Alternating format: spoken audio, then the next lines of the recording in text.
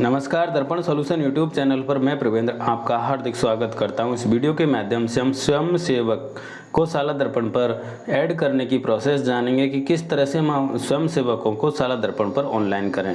स्वयं सेवक से रिलेटेड जो ऑनलाइन ट्रेनिंग की जानी है उसके साला दर्पण पर एंट्री बहुत ज़रूरी है। उसके अभाव में जो हम स्वयं सेवकों को ट्रेनिंग देंगे वो नहीं हो पाएगी, इसलिए आप अपने स्कूल के स्वयं सेवकों को साला दर्पण पर ज़रूर ऐड करें। इससे रिलेटेड आदेश जारी हो चुके हैं, तो आप अपने विद्यालय के स्वयं सेवकों को साला दर्पण पर ऐड करें और ऐड करने के बाद में उनकी जब ट्रेनिंग होगी तब उन्हें इन्फॉर्मेशन करके ट्रेनिंग करवाएं।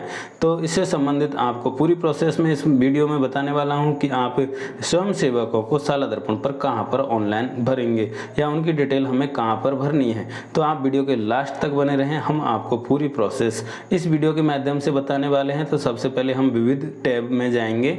विविध टैब के अंदर हमें मिलेगा स्वयं सेवक का विवरण जोड़ें। आप यहाँ पर देख लीजिए राइट हैंड साइड में स्वयं सेवक का विवरण जोड़ें, ये ऑप्शन हमें दिखाई देगा। इस पर हम क्लिक करेंगे। जैसे ही क्लिक करेंगे वॉलंटियर डिटेल का ऑप्शन हमें यहाँ पर मिल जाएगा। विद्यालय का विवरण हमें मिल जाएगा, विद्यालय का जिला, विद्यालय की पंचायत, जो गांव जिसमें विद्यालय है, ब्लॉक, स्कूल का नाम, संस्था प्रधान का नाम, मोबाइल नंबर, इस तरह से हमें यहाँ पर इन्फॉर्मेशन प्राप्त होगी। अब हमें यहाँ पर स्वयं सेवी का नाम भरना है, जिसको हम स्वयं सेवक बना रहे हैं उनका नाम यहाँ पर आएगा। स्वयं सेवी के पिता या पति का नाम आएगा, उनकी उम्र भरनी है। उम्र भरने के बाद में यहाँ पर हमें जेंडर भरना है, मेल हैं फीमेल हैं। उसके बाद उनका मोबाइल नंबर भरना है, उसके बाद उनकी ईमेल आईडी भरनी है, उसके बाद उच्च शैक्षणिक योग्यता जितनी योग्यता वो रखते हैं उसको यहाँ पर भरना है। विशेषज्ञता का जो एरिया है, साक्षर वॉलंटियर है, उस स्कूल का पूर्व छात्र है, इस तरह के बहुत सारे ऑप्शन यहाँ पर आपको मिलेंगे, उनमें से सेलेक्ट करते हुए भरना है। उसके बाद में शिक्षा विभाग से संबंधित प्रशिक्षण ये पहले इन्होंने लिया है तो वो भी हमें यहाँ से भरना है, अगर नहीं लिया है तो नहीं कर देंगे। विशेष विवरण अगर आप कुछ देना चाहें तो इनका विशेष विवरण यहाँ से लिख सकते हैं। इस तरह की कैटेगरियाँ आपके सामने मिलेंगी। विशेषज्ञता की सेवानिवृत्त हैं, सेवानिवृत्त राज्य के कर्मचारी हैं, डिप्लोमाधारी हैं, जीएनएम हैं, राज्य स्तर के खिलाड़ी हैं, जिला स्तर के खिलाड़ी हैं, पूर्व सैनिक हैं, सेवानिवृत्त कर्मचारी हैं। इस तरह की बहुत सारी आपके पास ऑप्शन है, उनमें से आप सेलेक्ट करें और सेलेक्ट करते हुए भरें। उसके बाद में यहाँ पर आपका विशेष विवरण भरें और सेव बटन पर क्लिक कर दें। इस तरह से जैसे हम सेव करेंगे हमारा जो डाटा है अगर हमने सही भरा है तो वो सेव हो जाएगा।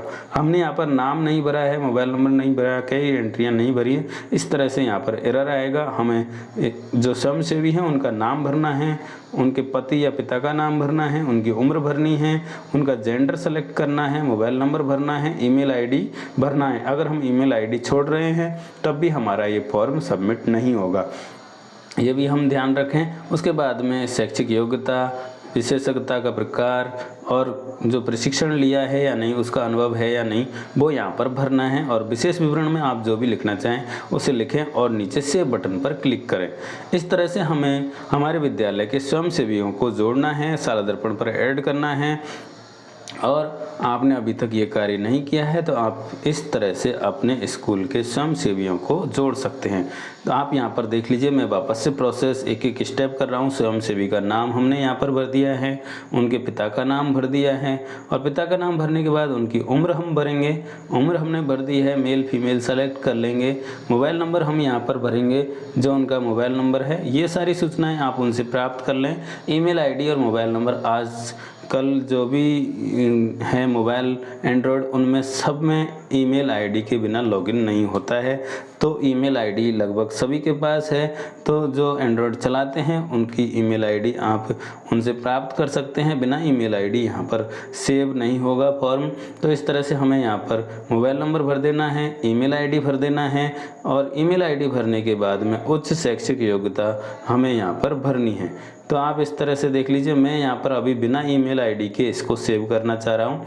जैसे मैंने यहाँ पर सारी एंट्री कर दी है, अब मैं ईमेल आईडी नहीं भर रहा, यहाँ पर, और नहीं भरने पर मैं यहाँ पर सेव कर रहा हूँ। सेव करने के बाद में यहाँ पर एरर दिखाएगा कि ईमेल आईडी दर्ज करें, यानी कि हमने यहाँ पर ईमेल आईडी बिना दर्ज किए ही फॉर्म को सेव करना चाहा, लेकिन यहाँ पर फॉर्म सेव नहीं होगा। इसलिए हमें उन जो स्वयंसेवी का चयन हमने किया है उनकी ईमेल आईडी यहाँ पर भरना अनिवार्य है।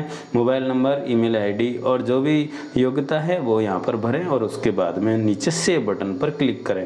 यहाँ पर हमने ईमेल आईडी भर दी है। अब हम सेव बटन पर क्लिक करेंगे। जैसे ही सेव पर क्लिक करेंगे हमारा डाटा सुरक्षित हो जाएगा। आपका डाटा सेव हो गया है, इस तरह का मैसेज आपको दिखाई देगा। नीचे टेबल दिखाई देगी, जिस टेबल में आपको सारी स्वयंसेवी की डिटेल दिखाई देगी। स्वयंसेवी का नाम, पिता का नाम, उम्र, gender, mobile number, email ID, शैक्षिक योग्यता, विशेषज्ञता और शिक्षा के क्षेत्र में जो भी अनुभव रहा वो यहाँ पर आपको दिखाई देगा। तो इस तरह से ये लिस्ट हमारे सामने ऐड होती जाएगी। हम एक स्वयंसेवी को जोड़ेंगे, एक दिखाएगा, उसके बाद दूसरे को जोड़ेंगे। इस तरह से यहाँ क्रम संख्या बढ़ती जाएगी। 1 2 3 4 5 6 7 8 9 10 स्वयंसेवियों की संख्या हो जाएगी। और अगर आपने गलती से गलत भर दिया है तो सामने डिलीट का ऑप्शन है, उस डिलीट के ऑप्शन से आप इसे डिलीट कर दें और पुनः ये इसको एंट्री को करें और एंट्री करने के बाद में वापस से सेव कर दें। इस तरह से आप अगर गलत एंट्री हो जाती है तो उसको करेक्ट कर लें और करेक्ट करने के बाद में आप उसे सेव करें। आपको वापस से ये प्रोसेस करनी है तो आप बेबी टैब पर जाएं और बेबी टैब पर जाकर आप इसकी एंट्री कर सकते हैं। आशा करता हूं आपको वीडियो पसंद आया।